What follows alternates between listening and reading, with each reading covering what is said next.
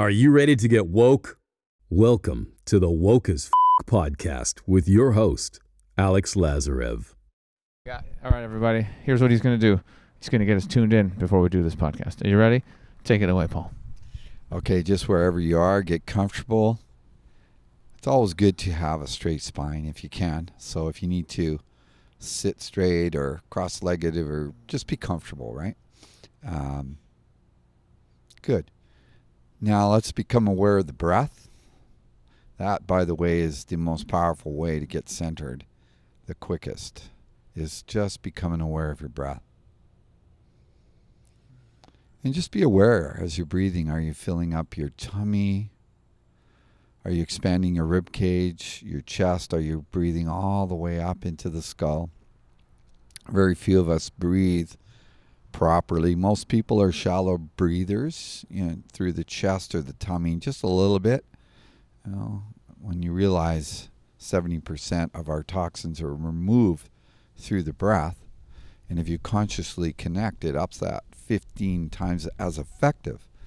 So just consciously breathing, and just notice, are you breathing fully into your body in every cell? Are you opening, expanding? And it's important to also, on the exhale, let it out from the skull to the chest to the rib cage to the tummy, and just making sure all the air is gently pushed out, and then breathe in. Nice, long, deep, wide breaths. One of the meditations I love for grounding, it's simple. We just ground to the earth and the cosmos and balance it in the body. So imagine roots going out of your legs and feet into the ground around us, and just breathing that energy up through your feet to the top of your crown, and then letting any stress or tension out of the body on the out breath. Take a few of those breaths. And just to take that a little further, imagine a taproot also coming out from the base of your spine, going all the way down the earth, into the lava, into the very center of the earth. Breathe that energy up, as well as from the root system. Grounding, breathing that energy up to the top of your head, and then let out any tension, maybe even with a sigh, like, just let it go out of your body. And now imagine that there is a big diamond crystal at the top of your head, and there's beams of light coming out from that crystal, just millions of beams from every facet of that diamond, and connecting to stars and planets and the cosmos, and just drawing that energy in, that light energy, through your crown now with your in-breath, pulling it down to the bottom of your feet, and then letting go. Just letting go of all the tension in your body on the out breath. So breathing that in through the crown, the bottom of the feet, and then just letting go. Beautiful. Now imagine a beam of light going all the way to the center of the Milky Way, the black hole that creates this universe, and going all the way up there, as well as connecting to every star. Pull that energy down, and then let go of tension. Beautiful. Now we'll just do a balancing down to the earth now. The branches, taproot, or the root system, and the taproot. Pull that energy up. And exhale. Let it go, let it out. Stress now out to the cosmos. Breathe that in.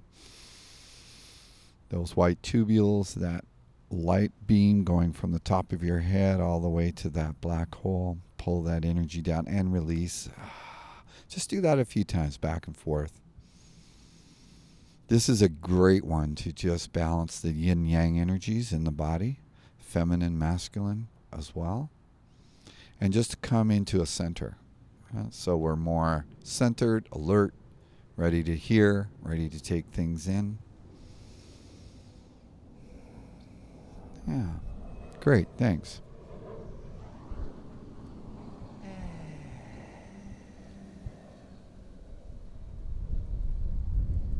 All right. I know what I want to talk about, and there's a fascinating graph I actually want to take people through, so I'm going to grab it and return. Hang on. We'll probably edit this part out. And here we are, by the way, in LA. You can see the pool here. And weather's great. Awesome California. So we're having a great time with Sasha and his team. And all the facilitators have been here as well.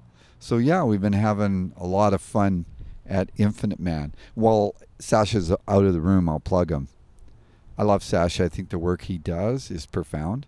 And I'm always so impressed with the caliber of men that show up at his events. And this Infinite Man was incredible. And the caliber of people, the speakers, just the whole experience was amazing.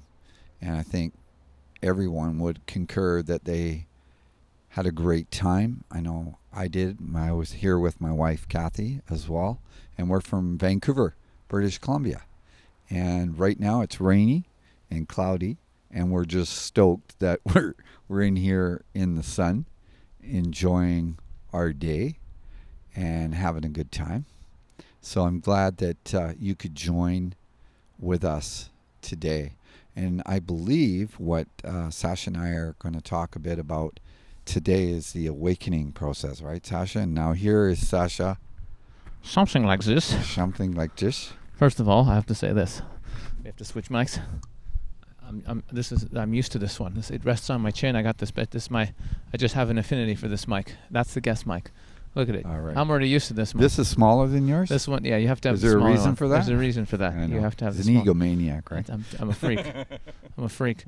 So here's the thing I wanted to, this is fascinating. I did this, and I wanted to actually read to read back the exact numbers that we discovered. Let me see if I can find it here. Okay. So basically, here's what's mind-blowing, right? A new friend of mine, she is somebody who's been doing a lot of, just waking the fuck up. That's me I'm talking about.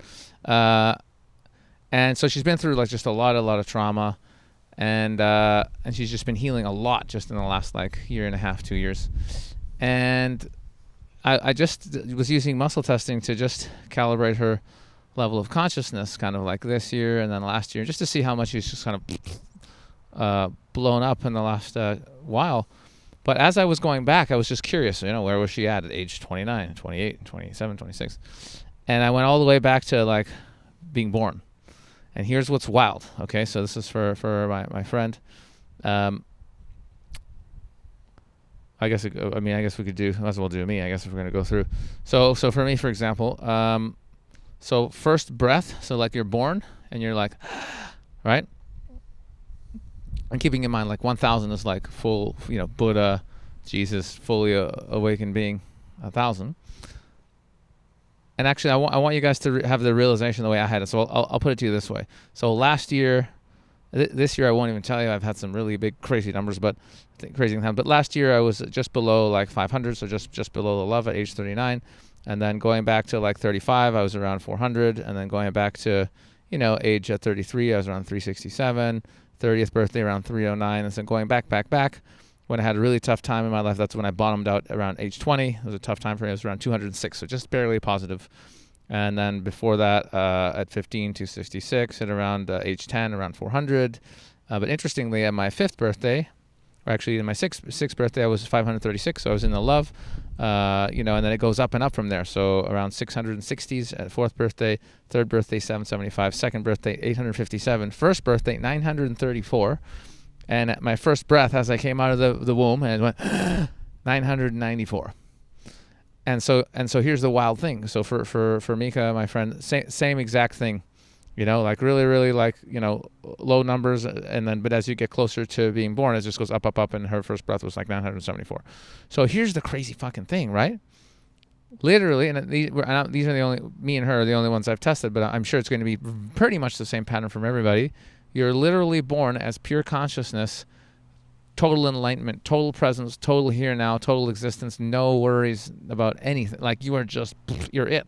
We all are born fully awake.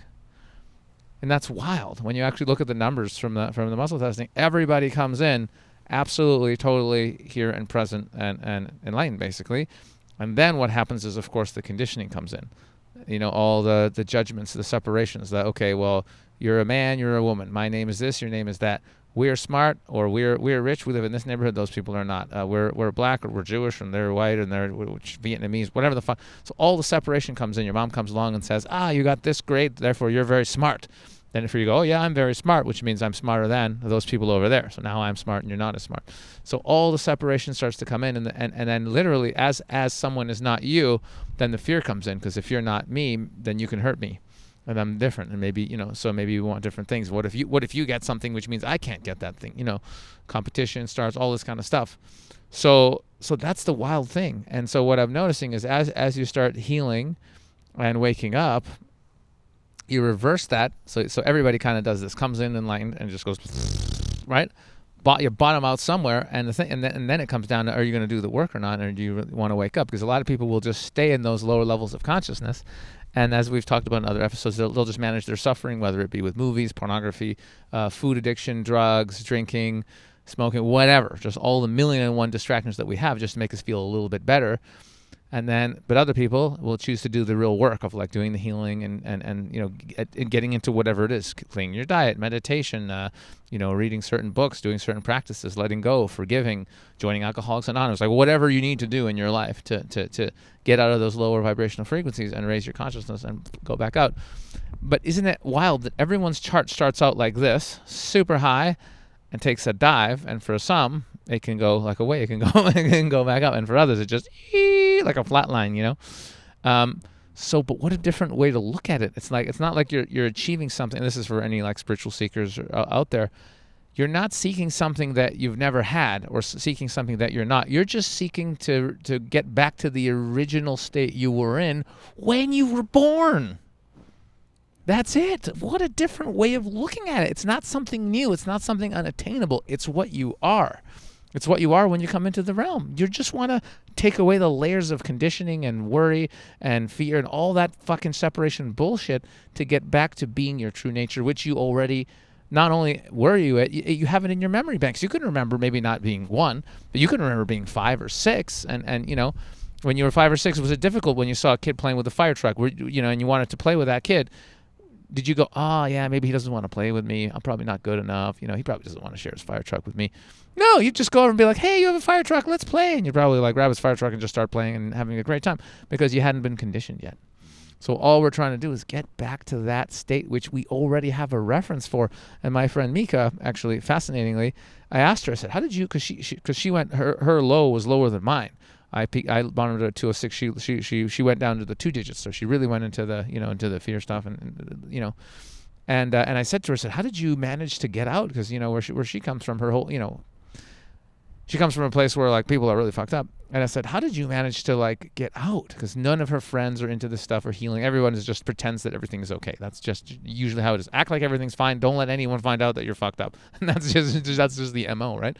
And I said, how did you manage? And this is a fascinating conversation. I said, how did you do it? How the fuck did you know you could even get better? Like you were absolutely fucked. No love from your parents. Your whole society's fucked up. How did you do it? And she just looked at me and she said, I remembered what it was like being a kid. She said, I remembered being young and feeling that love and feeling that connection. And I knew, and she said she remembers when the density started coming in and she started feeling the lack of love and the disconnection and the mind coming in. She says, I remember thinking, I don't want this. She remembers thinking, this isn't right. As it was coming in, she goes, this isn't right. This isn't me. And it happened anyway. And she saw the mind come in and start thinking and worrying. And she literally saw it. She was conscious enough to see it and go, I don't need this. And yet it started happening, But she remembered that state. And that's what motivated her throughout life to go, there's got to be a way to get back there. There has to be a way to get back there. And she's done a great job. And she's way up there now. She's doing great. So isn't that, for me, this was such a discovery. That's super cool. That we're just striving to drop what we're not, to get back to our natural state, which is full presence, full enlightenment, full just being, full beingness without any of the mind stuff. That's all we're doing here. That's honestly, I think that's the spiritual path, is just getting back to just yourself. What you are is consciousness. That's it. It's interesting too. That's super cool. It's fascinating because it supports what a lot of the mystics have always said, right? that we're actually all enlightened here. And it isn't so much about the goal of becoming enlightened. You know, it's not about that. It's actually realizing you already are and letting go. And if you hear that jet coming overhead, we're in LA right at the airport, which is kind of cool.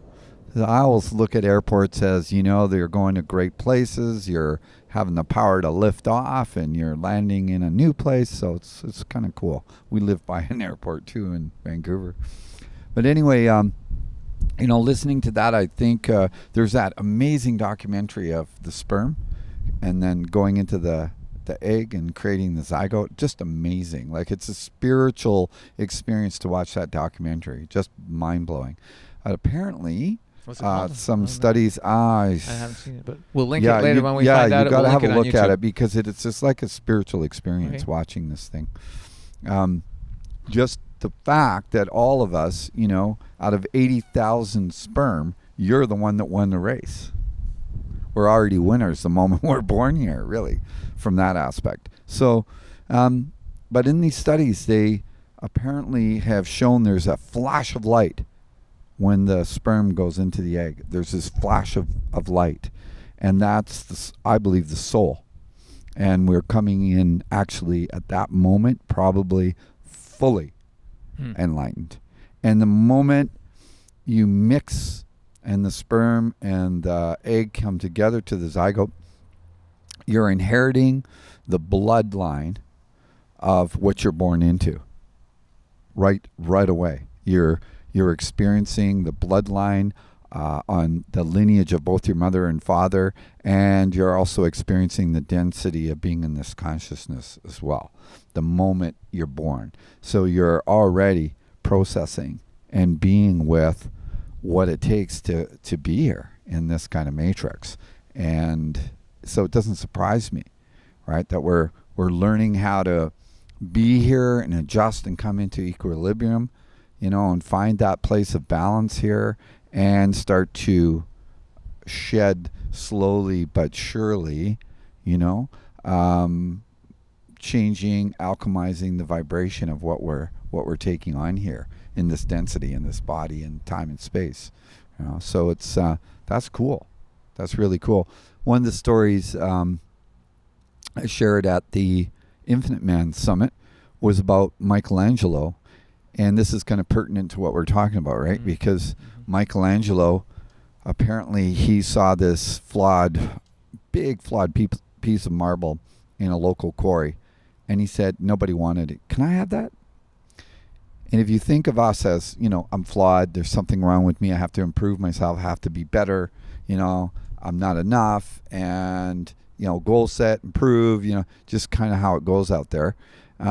He just looked at it and went, no, I want that. And he brought it back to his studio, and he started chipping away, and he ended up creating the statue of David. Now, that, by some standards, people say it was maybe the most beautiful sculpture in the world.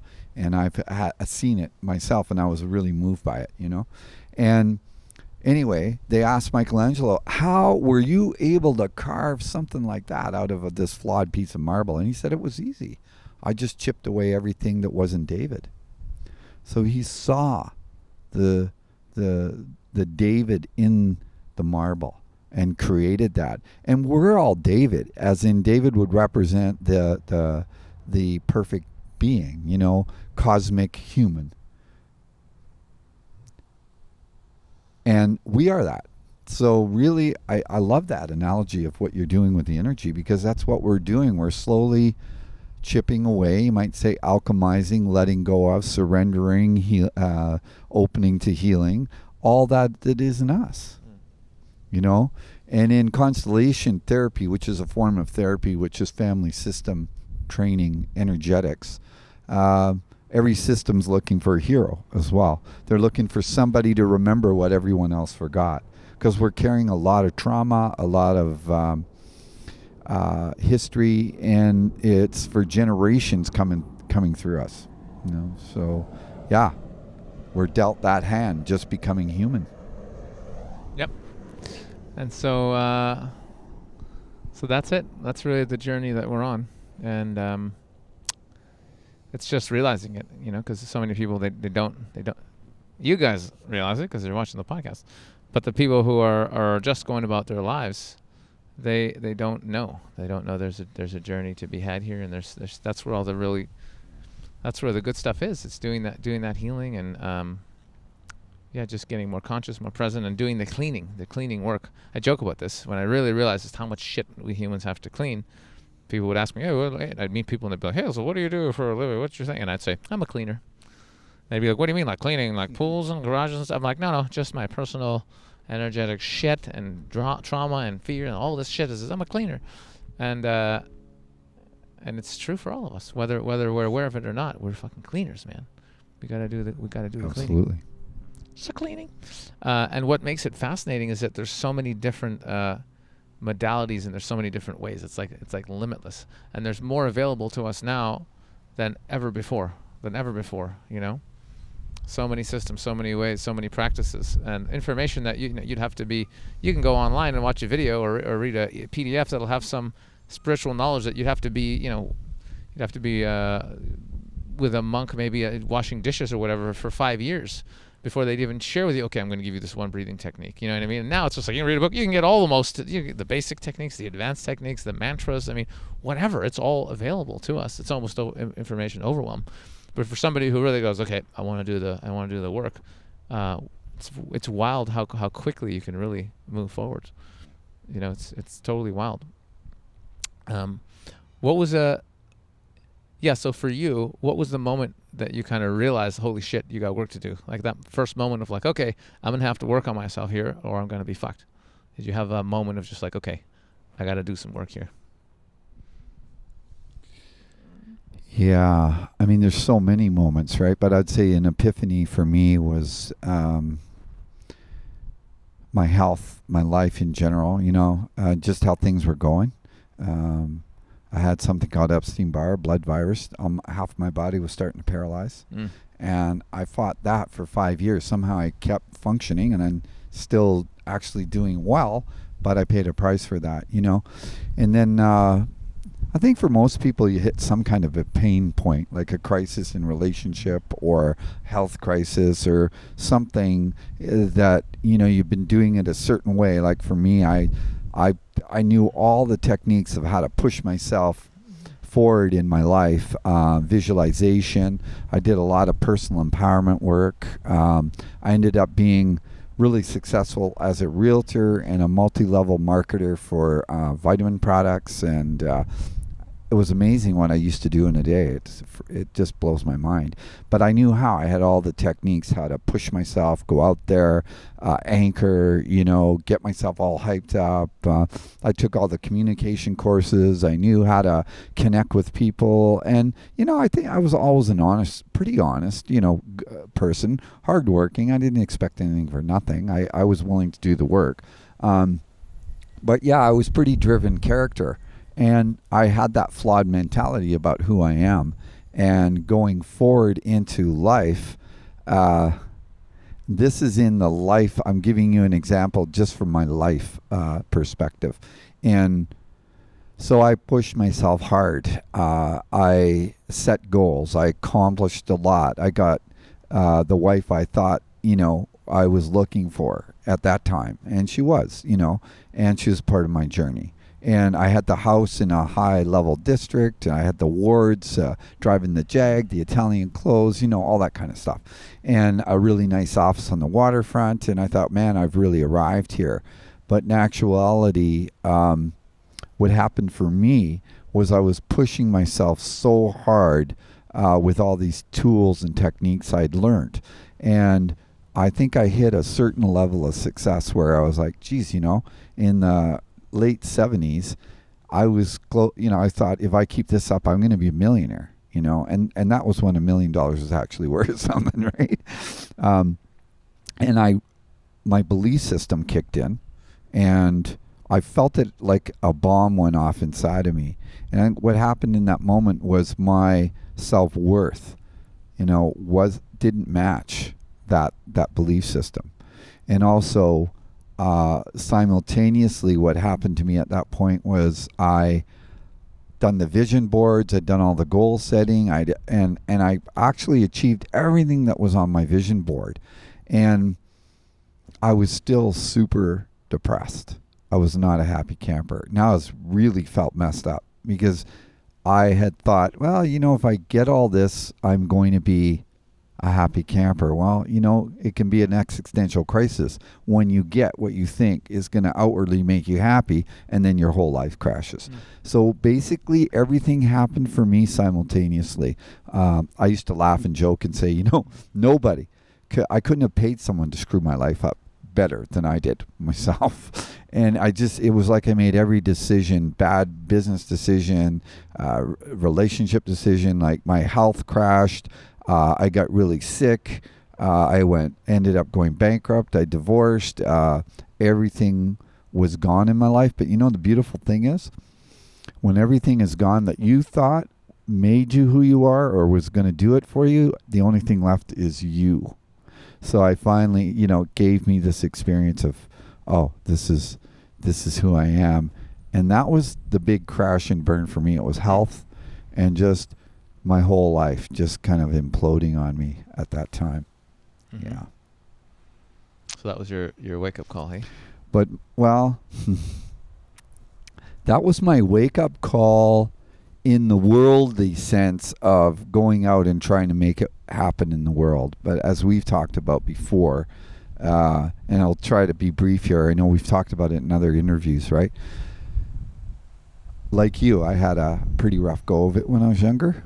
And by the time I was 12 years old, I just started doing marijuana and drinking like crazy. By the time I was 15, I was full-blown in addiction and alcoholism. Had 3 OD, alcohol poisoning, and just like unbelievably, I'm very fortunate to still be here, really, for when I think about it. But anyway, I said this before, LSD came into my life, and it was, for me, for some people, they had bad trips. I'm just saying, if you're going to go down that road, make sure you do it with somebody that knows what's happening, and you're in a good setting and a set with the right people, and you're doing it in a conscious way. It can be amazing. For some people, it wasn't. For me, it was. Because what it showed me was, holy shit, I had forgotten who I really was. That forgetting.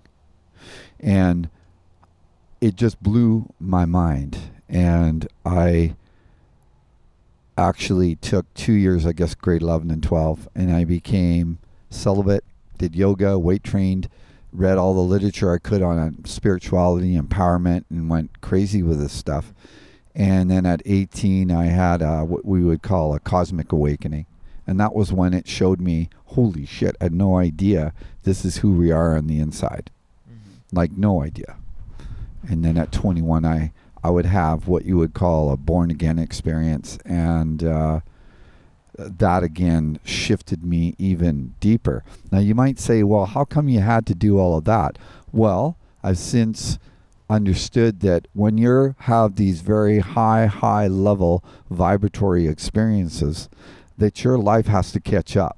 Mm-hmm. And I had all of that pain in my lineage, and all of my nuclear family pain, and all of my own personal pain, and it started to really release. And I still had this thought that something outside of me would make me happy in this world. And I was still with that conditioning of goal setting and making it happen out in the world. So for me, it was a very, I guess, shamanic journey. Yeah. Now, what do I mean by shamanic? In the shamanic path, the shaman will take on every ill of the tribe and overcome it in his own system, in his own way, with his knowledge of universal law and principles. And then the shaman becomes a transmission of that vibration. And just by his mere presence and understanding, of course, they understand herbs and all that ritual kind of stuff, and they bring that into the picture. But it's basically transmuting the energy within your own body and in your own life. So I guess if you look at it that way, that was my path. It was raising to that vibration, and it was going through all of that wounding in my lineage, in my history, and all that stuff you're talking about. I had to chip it away. So it isn't like, oh, I'm enlightened, I know now, it's done. It's more like, whoa, I had an experience, I know more now, and your life will start to do exactly what you just said. So it's actually right on point with what you were saying. Yeah, it's a real trip. Waking up, it really takes a while for you to go and integrate it, and then make the changes in your life that, so everything kind of lines up with where you're at now. That's a perfect lead into my next topic, but the sun is over there, so I would just sit us there and there, and I'll put the camera here. Otherwise, people won't really see our faces. So we'll just do a little switcheroo. For anyone who's thinking, any spiritual seekers that think, you go on the journey and then you reach enlightenment, then all your problems are over, it's far more likely you'll have some really big experiences. Realize, okay, I'm one with everyone. Wonderful, you got this huge experience. But then, slowly, you have to go and integrate back into being a human. And that's very interesting and quite a process, actually. Quite a process. But it doesn't just end. You don't just go, maybe we theorize that you can go all the way, where there's no ego construct comes back, and it's just consciousness, God, everything just in a body, and there's absolutely nothing going on as a permanent state. And that would be nice. But generally, for most, you may touch those experiences, but it's all about bringing that ultimate truth of oneness and love back into the human experience, and just trying to keep as much of that vibration as you can as you move forward. And that's really the trip. That's the spiritual journey, is you hit it, and then but living it, bringing it in and living it. Yeah, the living of it is big. Now, my wife and I, Kath, we also went to India in 2012, and my wife was very involved in something called the Oneness Movement, and it's all about awakening, right? And we ended up going to they have a university a couple hours out of, in southern India, outside of Chennai, the capital. And anyway, we went through quite a process with them. Now we're talking about technology thousands of years old, and it's universal. It's not a religion. It's there to, they've been at it a long time, right? We're just barely opening our eyes in the West, and this is all very new to us. And we're really fortunate that they've started to share their technologies with us. Really appreciate that. Their teachings were based on, they call it Mukta. Mukta, I think it's Mukta. Mukta is someone, they say, if you're not a Mukta, you're a beggar. It doesn't matter if you have $1 billion, you're still a beggar. And we're like, oh, wow, that's pretty interesting. What's a Mukta?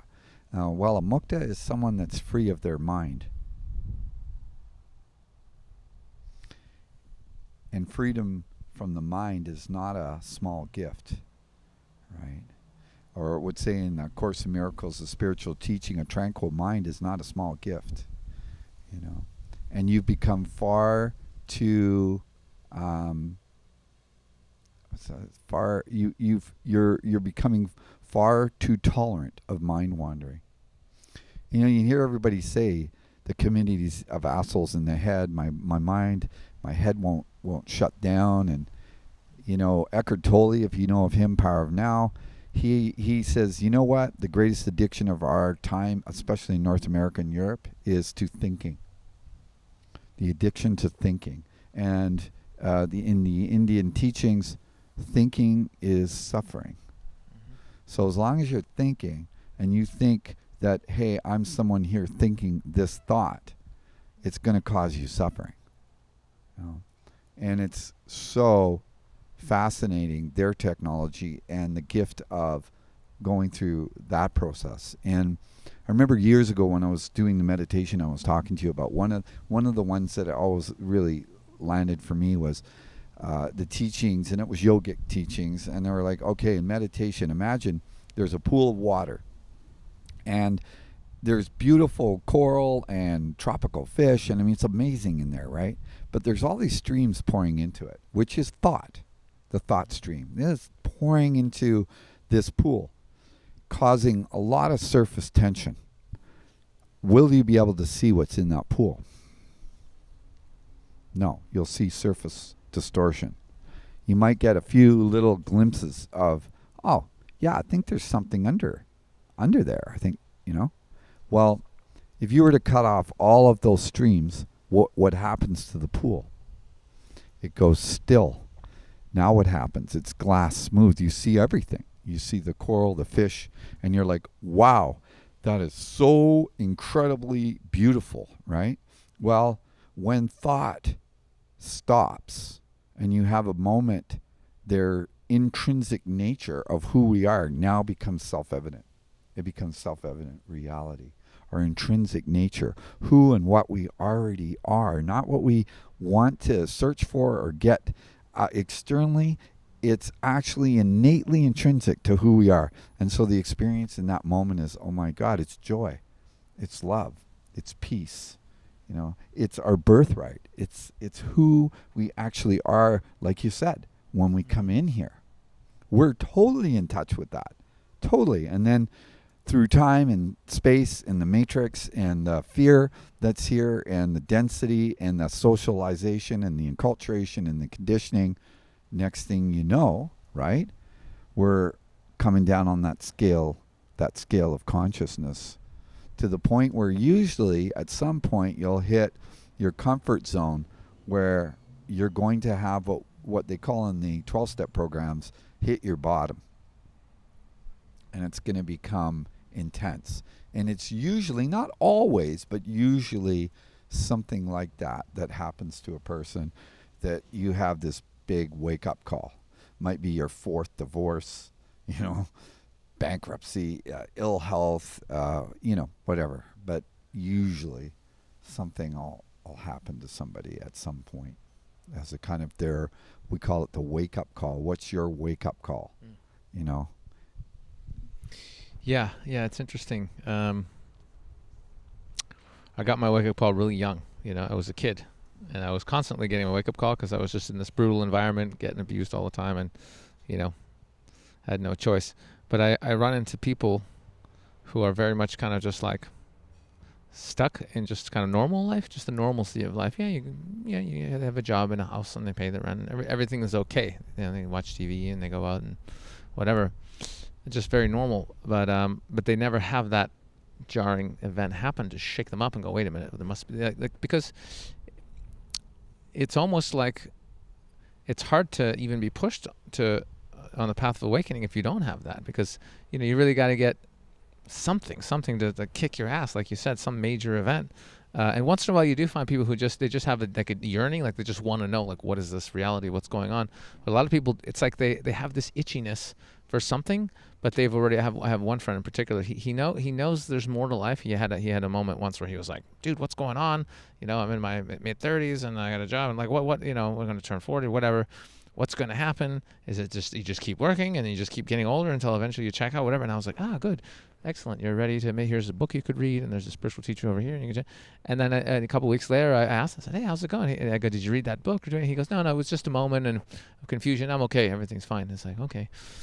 So it's like, and this particular friend, he's got some beliefs where science is it, and if it's not science, anything that's spiritual or woo, he goes, it's not real. And so he's just put himself in this box of just like, nope, you get one life and that's it, and okay.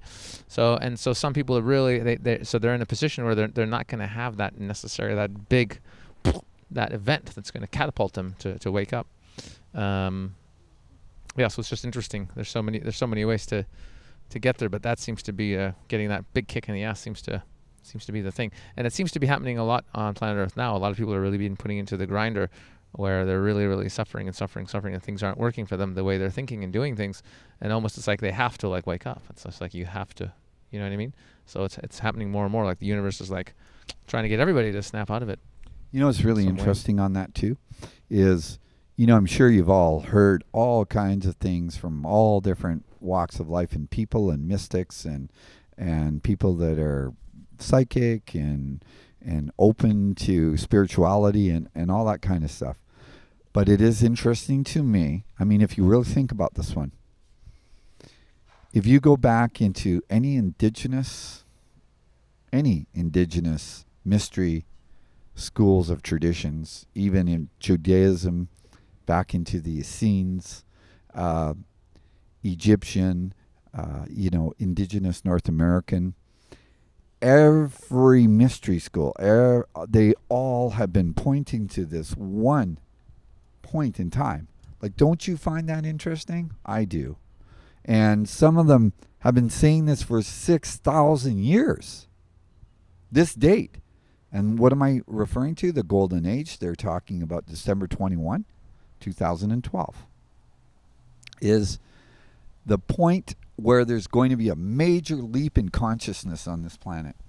And if you want to get a little more out there, a little more what some people may think is woo-woo, but if there is other life in this cosmos, which is pretty impossible to think there isn't, right? And we've seen a lot of the technology of ETs and so forth. But apparently, we're sitting with the tickets, cosmic tickets of the best rock concert in the cosmos. Like, we signed up for this. And we're here now. And we're part of a giant leap in consciousnness, all of us. That's pretty exciting. Do you think it's going to be a little turbulent? Right? You bet it is. But, it's like, what if that is true? And imagine, I always used to think of this, and I'll try to be real brief on this one, but it used to, one of the things I'm loving here is I get to see monarch butterflies flying around. They've stopped migrating to Canada now, or to Vancouver, BC, because of the electromagnetic waves. They can't navigate anymore. And so they say, but they're not there. But I always used to marvel when I used to see the monarch butterfly and think, oh my God, imagine a caterpillar whose whole life might be just this yard. That's it. And it goes into a cocoon. And actually, I didn't realize this before. My wife actually enlightened me to this one. But the flight of the butterfly, the cry of the butterfly, it's really something cool you can download. But actually, when the caterpillar goes into the cocoon, it turns into mush. I was like, well, maybe it grew a wing or something. No. The whole caterpillar goes to mush. And it's in that. And while it's going to mush, guess what? These imaginal cells have been appearing, which are the cells of the butterfly in the caterpillar. What does the caterpillar cells do? Kill it. Because they think it's a virus, a foreign enemy. But more and more of them appear. Scientists can't tell you where they come from. They don't even know what they are. They just are there. And they've called them imaginals. Mm-hmm. And eventually, of course, the caterpillar now wants to go into cocoon. And I bet, if you understood a caterpillar, it wouldn't be easy in that cocoon for the caterpillar, I bet. Surrendering to becoming, ooze in there. But it's in the ooze that the imaginals can actually move and communicate and find each other. Like, oh, you're an antenna. Oh, you're part of the wing. That's how it works.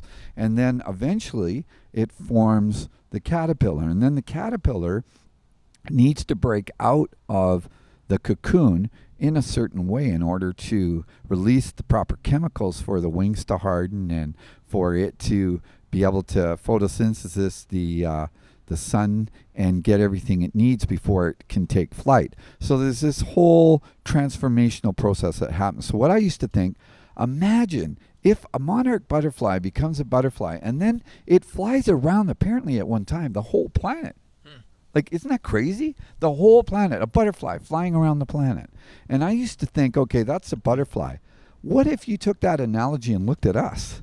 What if our consciousness shifted and we were all of a sudden able to become this transformed being of consciousness, this activation of light body?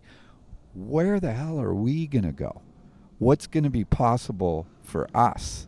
And that just was always a thought in my mind that just kind of blew me away, And I thought, wow, that's going to be someday. And I wonder what that's going to look like. Someday, maybe sooner than some expect.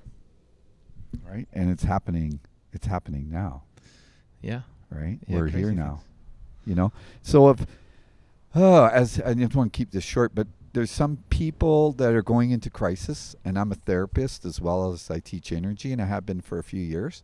And I don't want to get into it too much on this, but a lot of people in our society look like they're schizophrenic or they're bipolar or they're getting all these labels on people. Actually, a lot of them are waking up.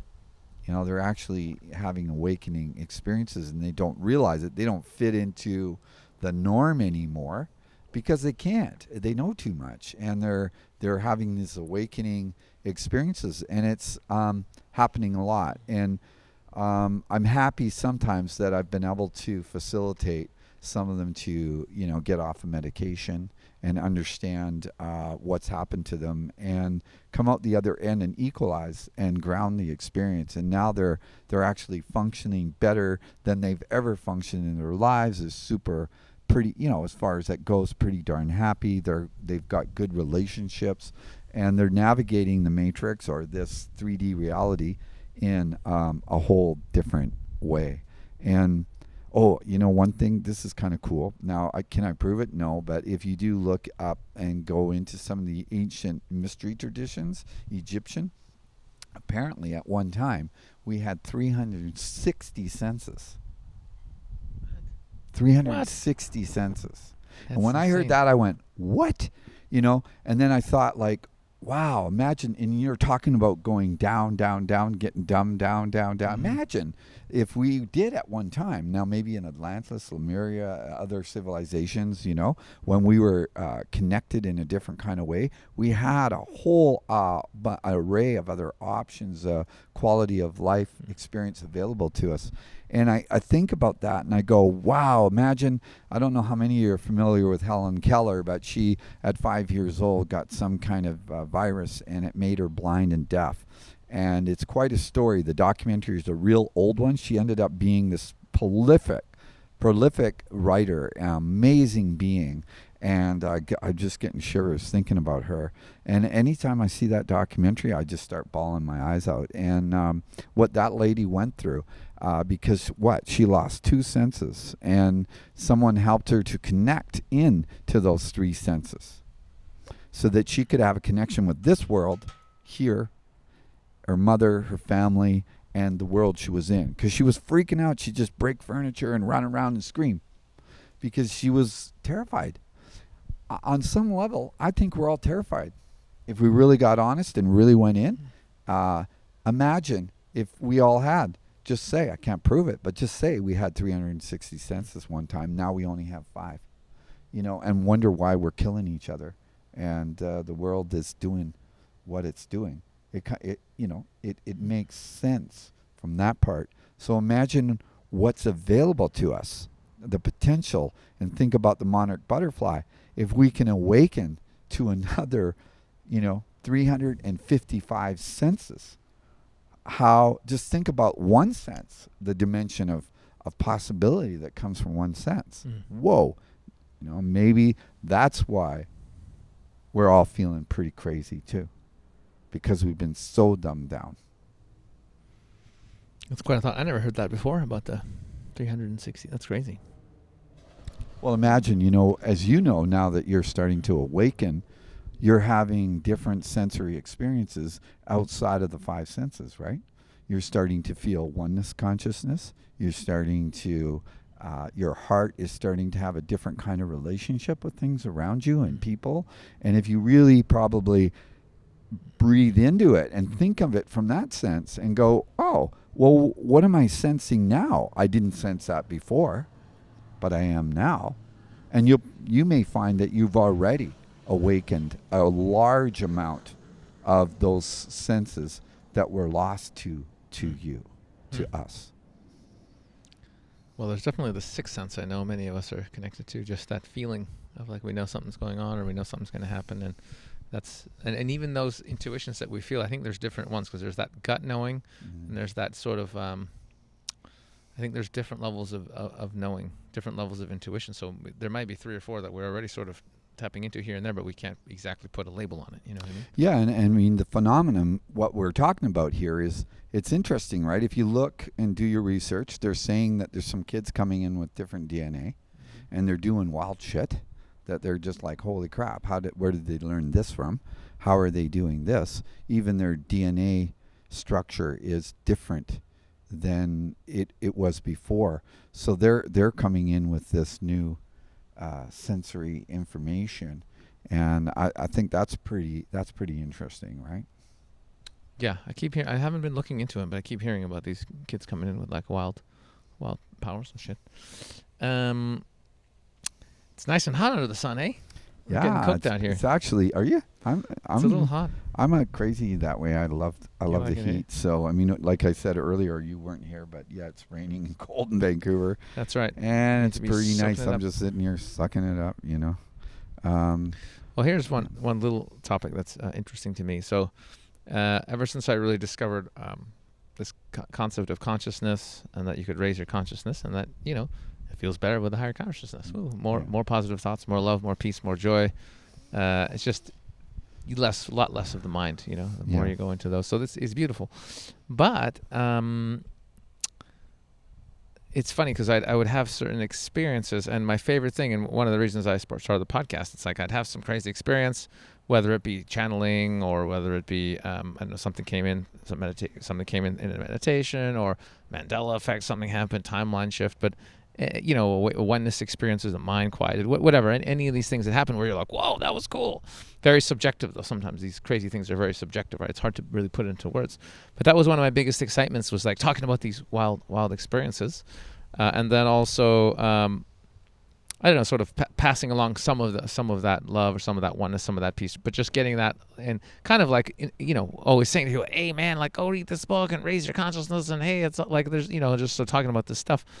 And so, and after I had the really big layer of ego kind of death in Vancouver, I've just calmed down a lot. And it's like, like if people come up to me and they go, hey, like, tell me about this or that, or what do you think of this, or did you have this experience or whatever, I like sharing. Always I like sharing whatever I can to help people in any way I can. But there's this whole, I'm just a lot less feeling like the need to, like, I need to go up and tell people, and people need to know this stuff and this stuff. Like, it's a lot, like that part of me that want to talk about my crazy experience it seemed to have just calmed down a lot. And I guess that's partly because of the realization as you get more and more, kind of, you have more of these experiences, is that it's all of, like, there's only really one being, which is consciousness, presence, existence itself. You can call it God, and it's everyone and everything, and there's nothing you can do to not be it. So even someone who's like totally clueless, doesn't give a shit, is just like, wants to watch TV and get fat and die, like whatever, doesn't matter. You're still just as much it as me and you and everybody else. Doesn't make it so when you really sink into that and you go, oh, it's just everyone, suddenly you lose this thing where I need to try and save people, or I need to try, because everyone is going to get there when they're ready to get there. Everyone's on their own unique journey. Everything is perfect.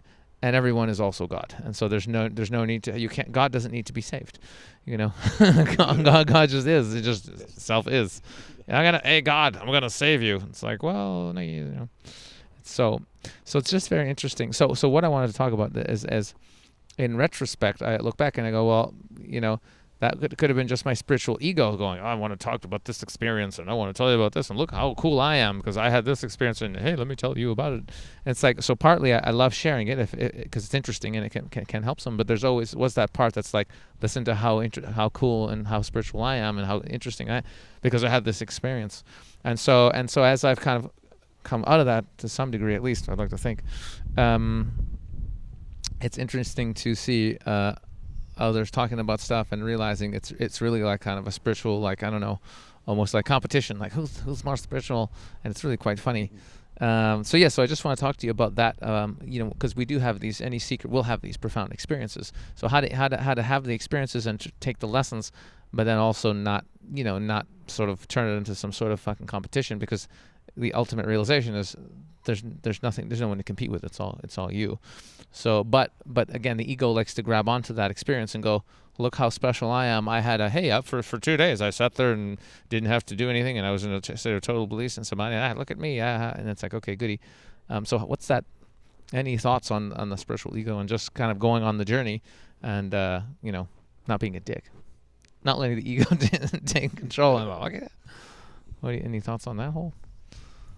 Yeah, I know. In our training in India, they had a interesting situation there. They'd have people from North America and Europe coming and having these huge experiences because they have this fantastic technology, right? And people are like diving into really high states of consciousness. And when they first started working with North Americans, Europeans, they work with people from all over the world, and they found a phenomenon working with North Americans, especially apparently, that these people would have these high experiences, these high states, and come back into this density.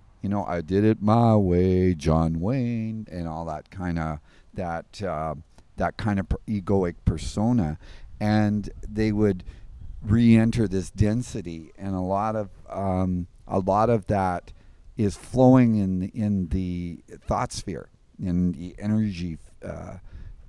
energy field of what we're living in, and a lot of them turned into spiritual egomaniacs. And so they went, wow, and it actually, some of them did, go out there and create some interesting situations. So the oneness, they said, what we started to do was slow down with you guys and give you sort of, just a little bit at a time, and prepare you more for what awakening would look like, so that when you came back into your regular lives, you'd be able to function, and understand what's happened to you. You hear things about Kundalini awakenings. For those who don't know, at the root of the spine is the first chakra, but there's Kundalini energy that is wrapped, and they sometimes use a serpent wrapped to talk about the sleeping energy that's dormant within that energy center. And sometimes people can have these really high level experiences, and it can get activated, and they don't know what happened to them. They have no reference for that amount of energy coming through their body. They haven't been mentally prepared, or any of that. And for some of them, it's been really painful. Like they've gone through hell in order to find their equilibrium and get their body into that state. And boy, when it happened to me, I recognized, wow, how grateful I was of having this training of focusing on my body and concentrating, and this mental training of what to prepare for and what to expect, and my energy system able to handle that high voltage that was coming through, and the psyche. Okay, I'll just really put this out here briefly. Imagine someone in a coma for a year, and it happens, right? And then they wake up. They don't tell them, hey, you've been in a coma, you're awake now, because they'll freak the fuck out. So there's a whole psychology of how to help a person come into this reality after, because their children have changed. Their whole, and they're in shock, like, what? I was in a coma for like what? Sometimes you've heard comas for up to 5-10 years, right? And imagine if you were to awake and realize that you've been here for eons of lifetimes, and you've been asleep, and now you're awake. You're actually here. How might that be on the psyche? Pretty heavy duty. And at the same time, the charge of that energy surging through your system, and the ecstasy of being awake, like here, like finally here, in a different kind of way, where you're connecting with an open heart, and you're very present in this moment. It's quite an intense experience. Does that happen often? No, it's pretty rare, but it does. And I want to say, having said that usually the way it works is you get only what you're ready to receive. You don't have to freak out about it. You're right where you're supposed to be. And that's what I've noticed with most people on the path. But there are a few, that have had some pretty extreme cases, and I guess that was right for them, you know. And they came out the other end. Would they ever take it back after? They would have liked to probably have done it differently for sure, but none of them said I would take it back. And I just really want to say to everyone out there too, the guys, that really awakening is just that authenticity you're talking about. It's just you become more you. You become more authentic. You become ordinary. You become normal, more normal, right? And so in actuality, you become a much more functional human being. And you're not as invested in playing all the stupid games, right? And to have the mind quiet down is quite an experience, to have that kind of peace. Imagine, like, I think most people can relate to this. You can't sleep. It's 3 o'clock in the morning. You go up. What do? Usually look at the fridge. What's in there, right? Most people like, I wonder what's in the fridge. And and you get something, and then you might be eating it, sitting there, just kind of frustrated. Shit, why am I awake? I want to get sleep, blah, blah, blah. And then the refrigerator shuts down. Don't you, like, it's so wild, right? Your whole body goes like that. And you don't realize how much that noise pollution was creating stress and tension in your body until it's off. And you're like, oh, wow, I can breathe now. I'm much more relaxed. Well, imagine the mind shutting down. And you don't realize how many thoughts in a second go through the mind, and what we're entertaining here in every moment, when that thought stream is, you're no longer embodied in it in the way you were before. It's a thought stream that's just happening, but now you're the observer of it and the participator, really. I mean, you really have the space to just be conscious of it. We're not separated from anything. We're one, but you're conscious. And it's more like the Indian said, we have a thought sphere like we have an atmosphere. We've been breathing this atmosphere for a long time here. Well, we've been recycling thoughts here for a long time too. There's a thought sphere and an emotional sphere, and we're always swimming in it.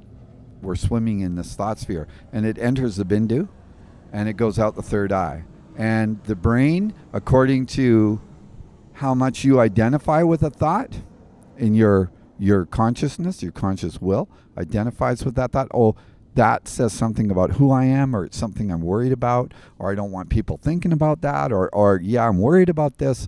That's when we catch on to a thought, and then we're like a hound down following a scent. Before you know it, you started here and you're way down there, right? And now it's just swirling. Well, having the space to just observe and allow this flow to happen without identifying someone here thinking that, just knowing that it's just moving through. The space that becomes available in that moment is just like, well, there's no words for it. It's like you just don't realize the energy that went into identifying with thinking all the time, what it was costing you to identify with that, and the energy it takes to dance with it until it's not there in the same way. Yeah, it's wild. After the big pop in Vancouver, I remember, I don't know if it was the next day or a couple of days later, I woke up, opened my eyes, and I saw the ceiling, and I was just present. I was just awake, and there was no thoughts. Nothing. I could, like, the realization just hit me. It's just like, oh, I exist. Here I am. And just silence. It was freaky. And then at some point, I just know what it's like. You know what's going to happen. It's like, oh, well, I'm going to have a shower like I always do. I'm going to go do some stretching. And it's like you just see yourself doing the things, but there's no mental chatter. And it was so peaceful. And it was like that for a while. And then slowly again, the mind goes, oh, you're supposed to be traveling there, so who's going to book the flights for that? And what about this thing? And you need to make this much money by this time because you have to buy the thing, right? Whatever shit. And then slowly. And it's really, that's the practice, is just like whatever practices, yoga, breathing, exercise, whatever, to get back to that stillness. And that's the importance of spiritual practice. You can have these moments, but unless, again, we hit the absolute total full alignment where there's absolutely nobody left, we're going to have some kind of practice to try and get us back to that stillness, because it's so profoundly healing and happy, and oh my God, there's no words for it. But and that's the frustration when you have those experiences, and then slowly you go back to just being another asshole, worrying about your fucking, your job and your asshole friends and people pissing you off and whatever it is, people cutting you off in traffic, you motherfucker, all this stuff. And then suddenly, so it's like, and you think, so now I've been in the cities now for a few months, and just feeling that, like, fuck, I'm not in that total peace and bliss state I was in just a few months ago. So God damn it. And so it's tough. So that's really a big part of the journey. It's like, okay, you can have those experiences, but it's just like taking that time for yourself to get back to that stillness. That's a real struggle. That's tough. Yeah, it's like I always equate it to, for those of you who've ever gone diving with tanks on, you have to equalize to the pressure you're at. The depth has a different pressure. The deeper you go, the more the pressure, and the more you use up your oxygen as well. And emergency descents are a trip for anyone who's never experienced that. You have to learn how to come up on one breath from a deep, say your tank shuts down and malfunctions. How are you going to get up there? And it's a trip, because you let out your breath, and because it's compressed at a certain level, right? It expands in your lungs. So the next level, it's there. And then the next level expands more, and it's there. The next level, it expands more, and it's there because it was under pressure at the real depth. And you have to be very careful, or you could blow your lungs apart. And you have to modify your breath and just go as you're going up. And it's the freakiest experience, because you're just like, holy shit, I'm still going up and up and up and up on the same breath, And it's not unlike the experience of consciousness expansion. Like you're like, whoa, one breath home. Mm-hmm. It's like I was blown away about how expansiveness our consciousness is and can be. And I'm sure I only experienced a sliver of what's possible. But for me, and what I was experiencing, it was like that emergency, it's actually ascent, you're ascending back up. So descend down, ascend back up. And it was like that on steroids, right? And you're just that expansion of, and you're just like, wow, there's so much more possible here. And so, you're hitting states like that, it's going to take a while to equalize. So as you're going down, as you come up, not in an emergency ascent, but just normally with enough, oxygen in your tank, you have to spend a certain amount of time at each level coming back up in order to come up without damage, right? Well, I think it's the same thing if you compare to expanding your consciousness. You're equalizing. And integration of a high level experience, it's almost like you are here, and then you go out here, and then you come back here, integration wise. Now you're ready for another one at some point, and then you go out again, and then you come back here.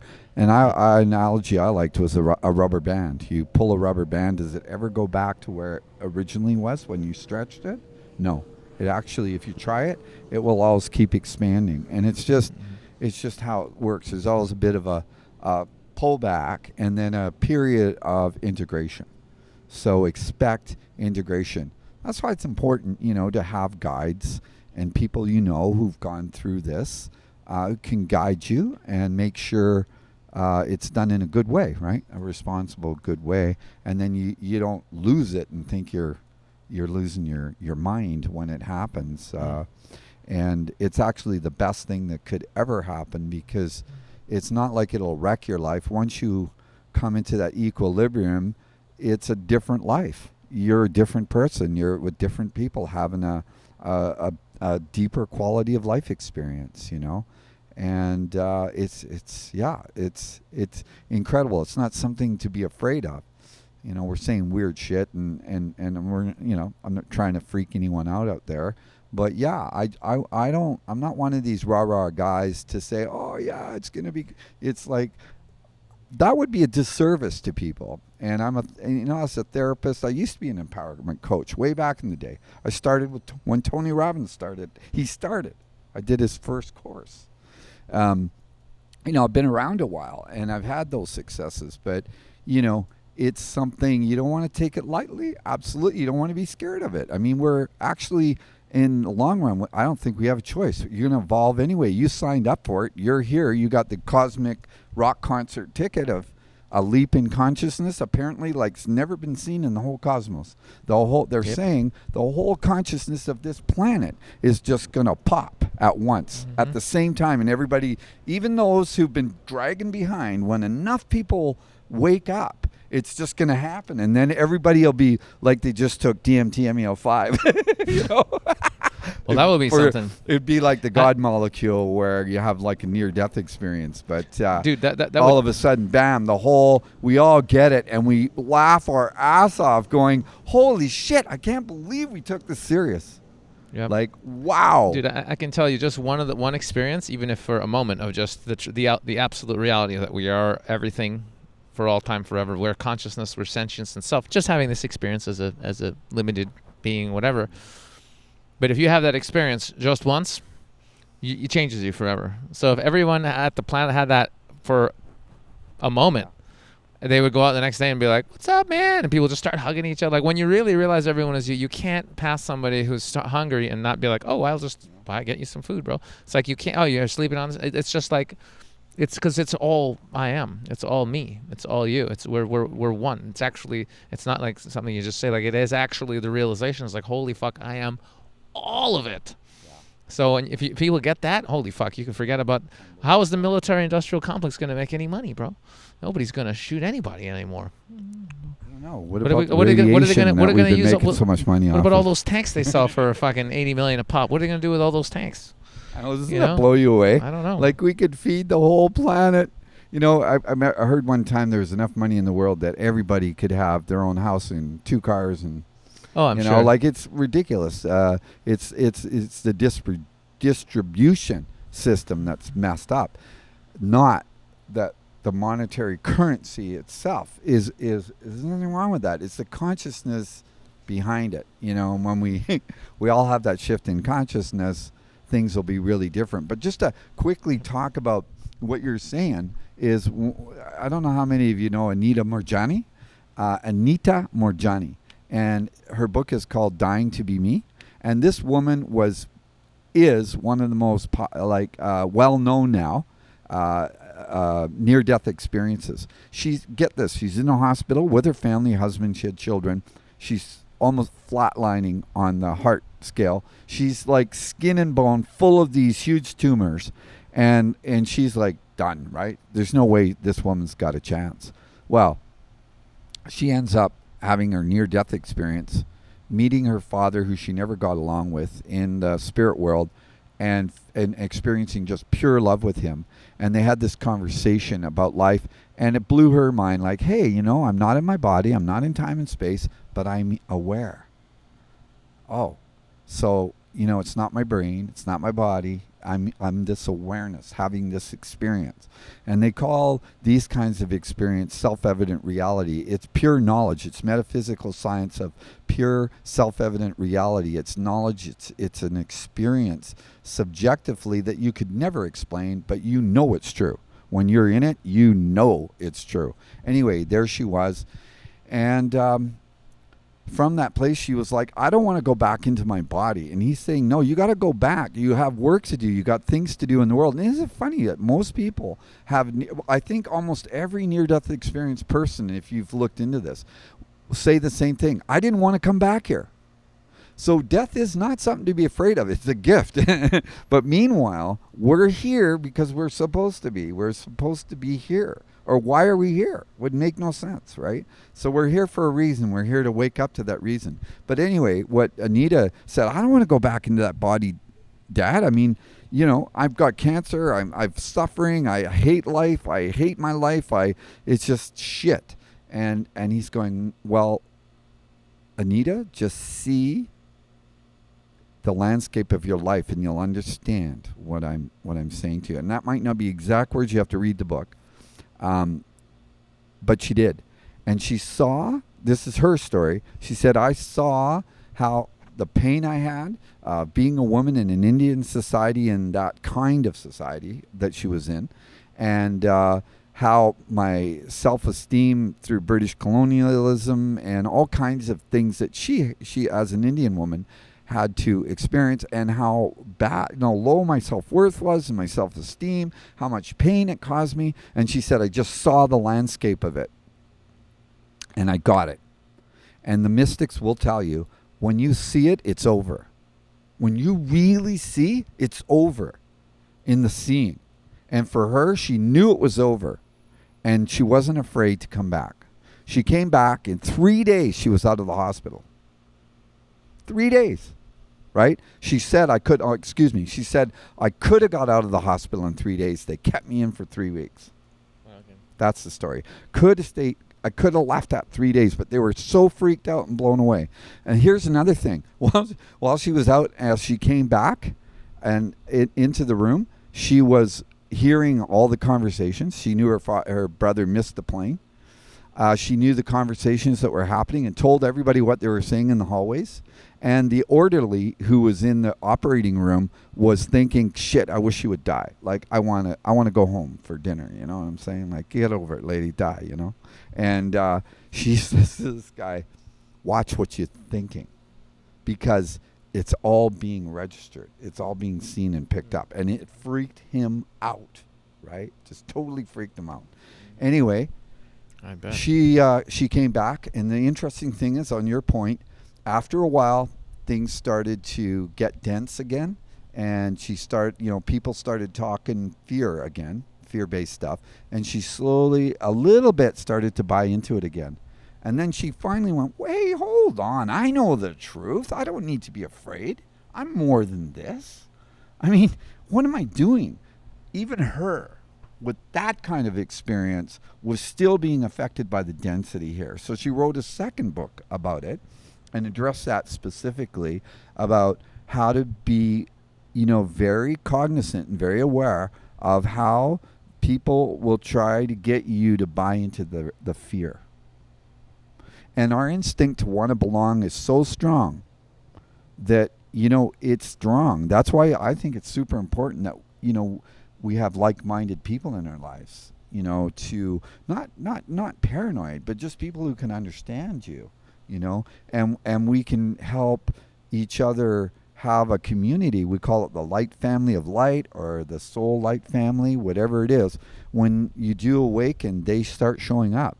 These people, it's not always your genetic family, right? Your blood family. It's actually, there is a family of light waiting for all of us out there, and we're just starting to find each other, right? And these are the most rewarding relationships ever. Oh yeah, it's one of the things, because I had such a tough childhood and I didn't really have a father and no connection with my mom really. I would always play it tough and be like, oh, whatever, your family, you don't need your family, it's all about your friends. And I'd be super loyal with my friends, and they became my family. And then until you find your actual spirit family, like that you've incarnated with hundreds of times, and the people, then you feel it immediately. Like when I met this guy, I just knew he was my family. Like immediately, I was like, oh, okay. Like how can you meet someone and love them immediately?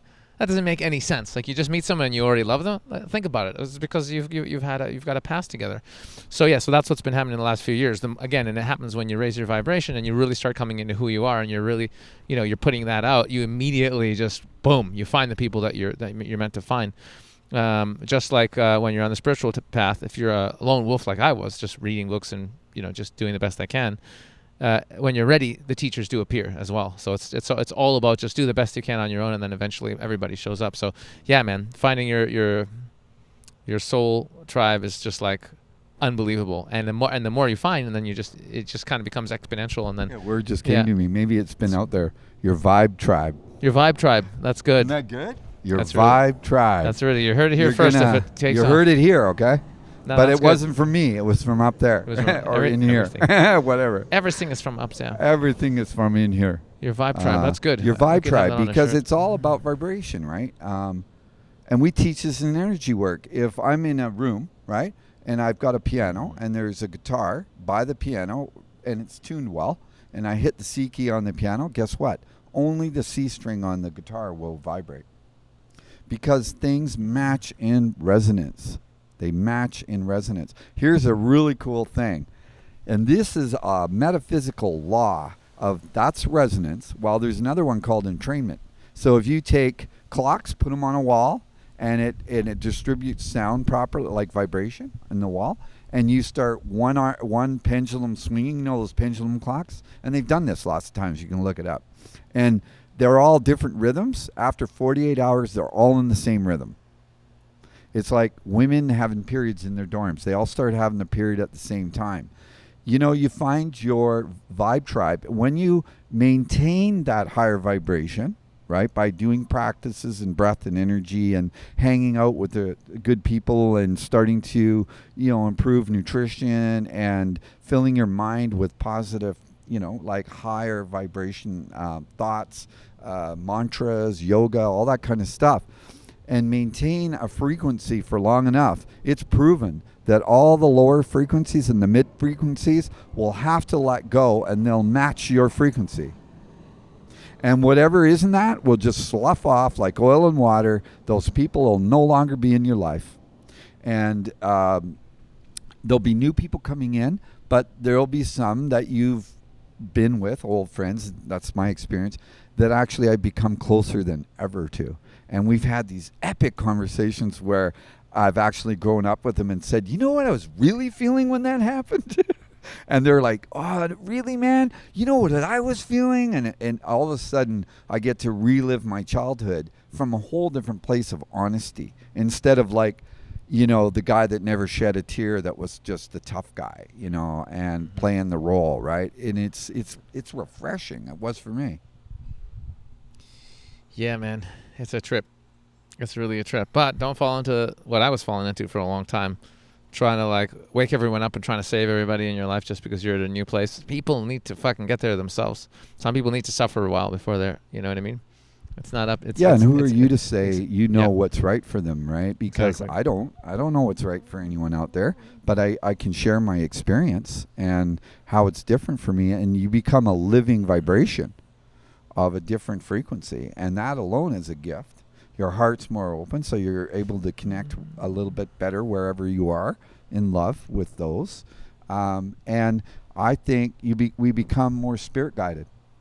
We're more, the universe, the evolutionary universe, the spirit is now able to use us and direct us. And we're part of a larger plan now than just our own little self-absorbed world and getting our needs met. Now we're like, oh, this is another way. When we start going into what they call bhakti in yoga, which means service, when we start awakening to that authentic, which is what I love about Sasha's work, is the first step. One of the first steps is connecting authentically to who you are.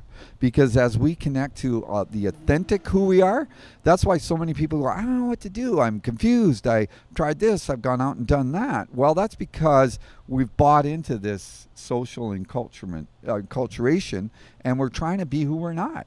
You know, because once we take that step of authenticity, then what opens up is your heart, and you start understanding, hey, this is my genius. This is my soul essence. This is actually who I am.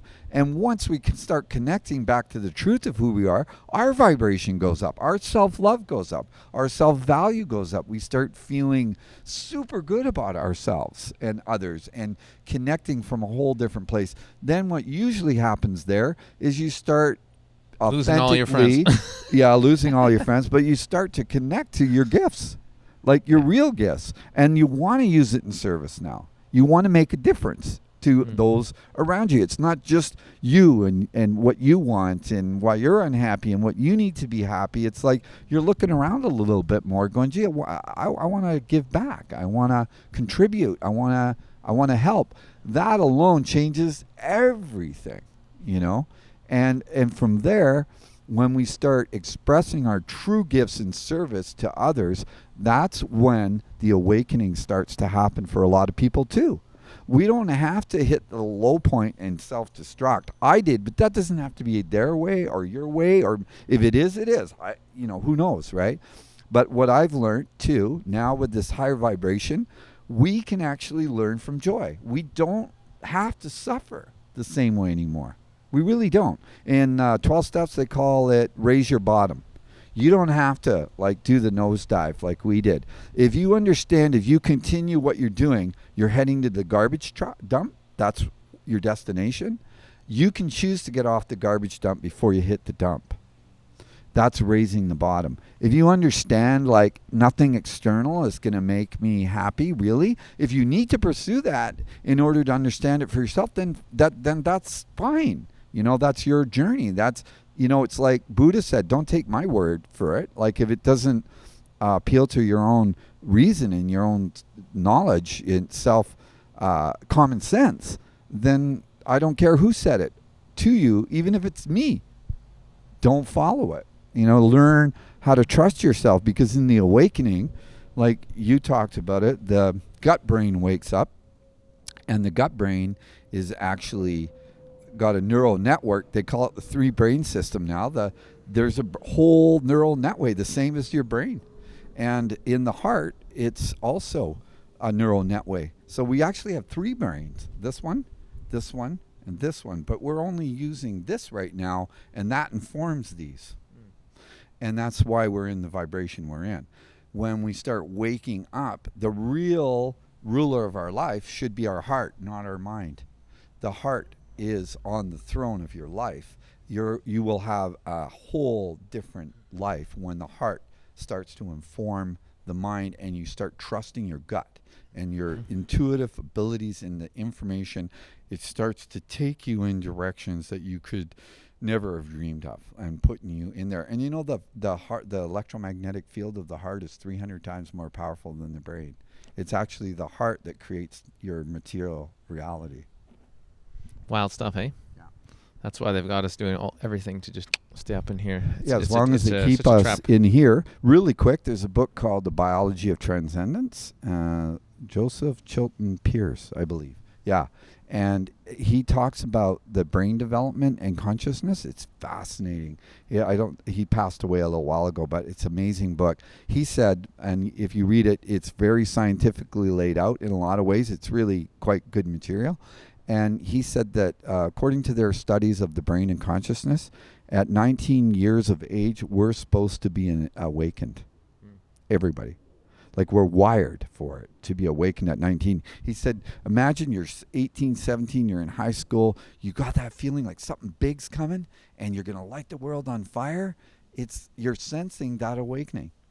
And then you get out into the workforce, and you get enculturated into, oh yeah, that feeling you were having? It wasn't about awakening. It was about that car. It was about that woman. It was about the money. It was about blah, blah, blah, blah, blah, blah. And so it's almost like you're getting dumbed down, sidetracked, to be controlled, to go a certain way. And then people go there and they're like, what the hell? This is bullshit, right? I'm not saying it's wrong. I mean, you can have all this great stuff, but if you lose it tomorrow and you're absolutely, wiped out by it, then you're not you're going to live in fear. If you're enjoying it because you want to enjoy it, that's a whole different thing. The other thing is, he said at 29 or 28, we're wired for full enlightenment. Our brain is wired for full enlightenment. Isn't that incredible? That's pretty wild. So what is dumbing us down? That's why I'm so blown away with your enculturation, the socialization aspect. I think you're so onto it with that, big time. Being authentic, but also being aware of how you've been enculturated, socialized, and imprisoned, really, in your mind.